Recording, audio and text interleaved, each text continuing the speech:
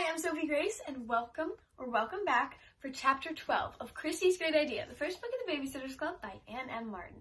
If you haven't seen the previous chapters, I've just posted them, and I will be posting a chapter a day for the next few days.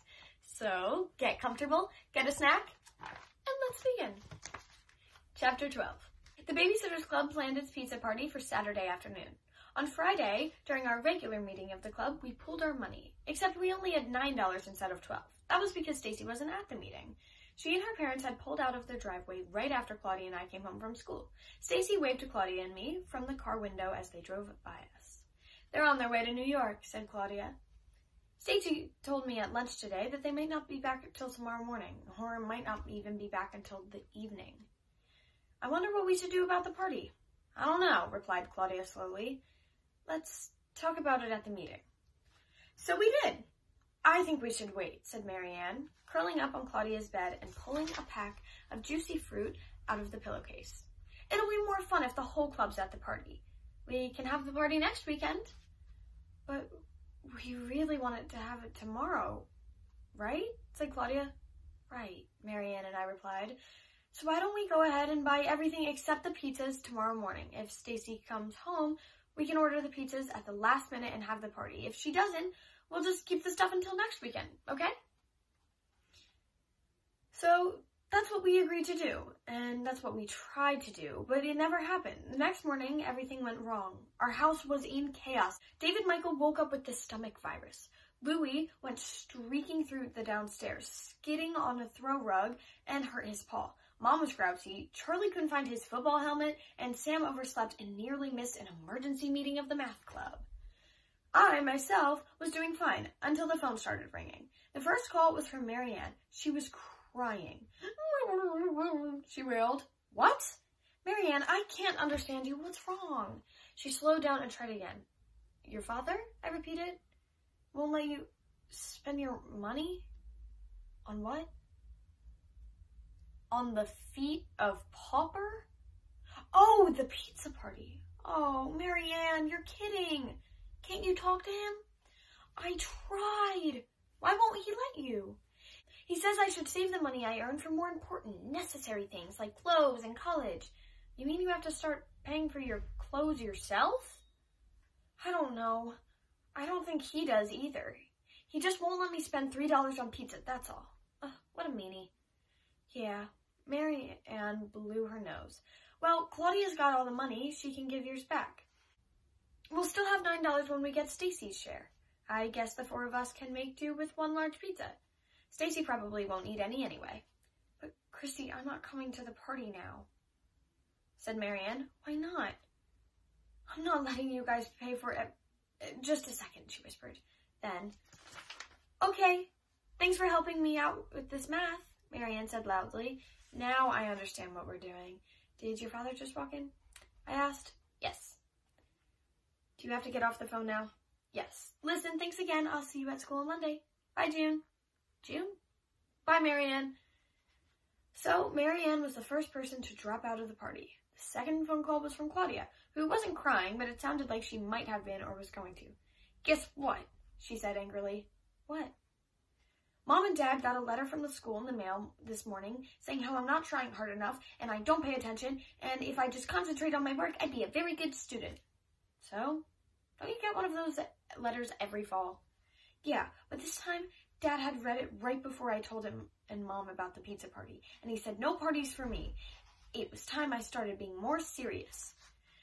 And did I have homework this weekend? When I said yes, he wanted me to spend all weekend on it. All weekend on 10 math problems? Well, and on catching up on all the homework I didn't do so far this year." "Oh, I'm sorry, Kristy." "Me too, but Marianne can't come either. I guess the party's off." "Maybe not. I'm not through with my parents yet. Let's say the party's not off unless Stacy doesn't come home in time." "Fine with me." "All right, I'm going to go start doing some of the math. Now here's a question for you. When do you think we're ever going to need to know how to multiply fractions?" "I don't know." "Have you seen anyone besides teachers and math students do it?" "No." "Do you need it in order to go shopping, cook dinner, or babysit?" "No." I rest my case. School is stupid. Goodbye, Claudia. Goodbye. The weirdest thing that morning happened with Stacy. Around 11:30, I decided to call the McGills to find out if they were home yet. Mrs. McGill answered the phone, and I introduced myself and asked for her daughter, Stacy. There was a pause. Then it sounded as if Mrs. McGill might be covering up the mouthpiece on the phone, and when she got back to the line, she said, "I'm sorry, dear, Stacy's not home." "Oh," I said, disappointed. "Where did she go?" "Well, she stayed in New York with friends, Kristy. She'll be back tomorrow night." "Oh, thank you," I said glumly. As soon as I hung up, the phone rang again. "Hello?" I said. "Hi, it's me, Marianne." "Hi, did your father change his mind?" "Are you kidding? I just wanted to be sure you knew Stacy was home. I was riding my bike to the Pikes. That's where I am now. They called and asked me to sit this morning, and the McGills passed me in their car. Stacy didn't see me, though." "Marianne, are you sure you saw Stacy in the car?" I said. "Yeah, positive. She was sitting in the back wearing Claudia's fedora." "Why?" "Because I just spoke to Mrs. McGill, and she said Stacy decided to stay in New York with some friends. Something funny is going on." "Yeah," said Marianne slowly. "Somebody's lying, and it isn't me." "Yeah, and it may not be the only Mrs. McGill," I added. "What do you mean?" asked Marianne. "And make it quick. I've got to get off in a second.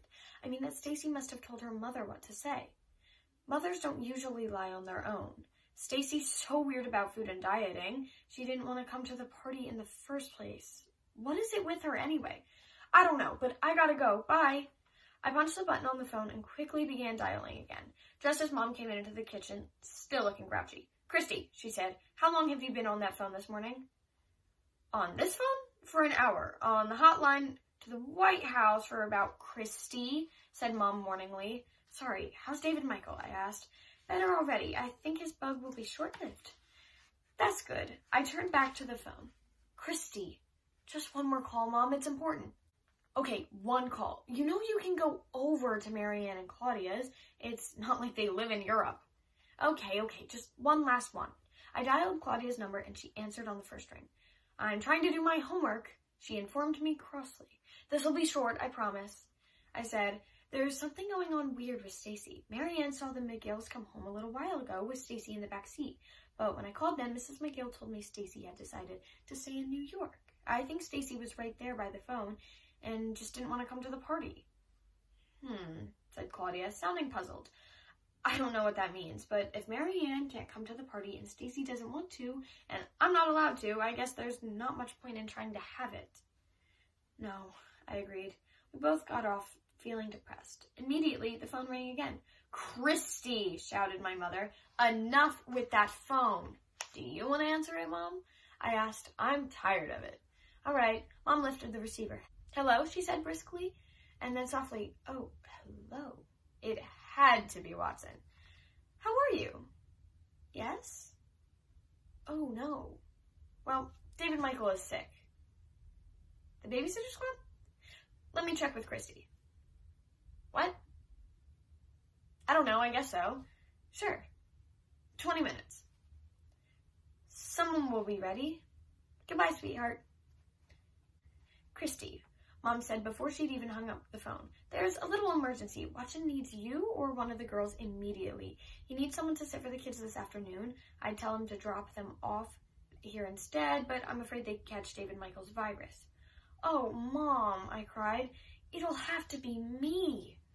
I didn't have a choice. Thank you so much for tuning in to Chapter 12 of Kristy's Great Idea. Come back tomorrow for Chapter 13. Bye.